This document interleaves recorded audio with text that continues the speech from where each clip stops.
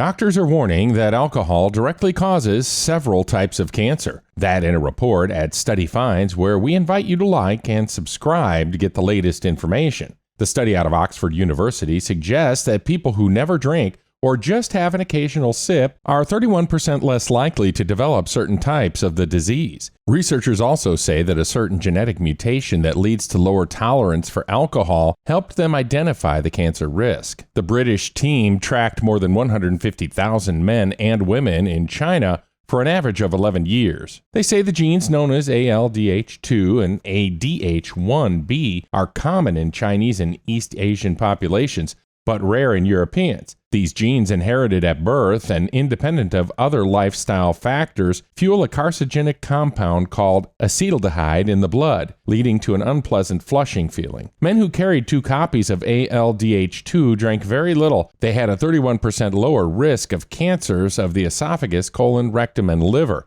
They also had a 14% lower risk of developing any cancer. For those who were occasional drinkers or less, there was no overall association between carrying 1 copy of ALDH2 and increased cancer risk. The results remained the same when smoking, diet, physical activity, body mass, and family history of cancer were all taken into account. In the women, only 2% of whom drank regularly, the mutations were not associated with any increased risk of cancer. This indicated the reduced risks for male carriers resulted from their lower alcohol consumption. Scientists say their study shows the need to lower levels of alcohol consumption in order to prevent cancer. Find more details on this and other studies at studyfinds.com.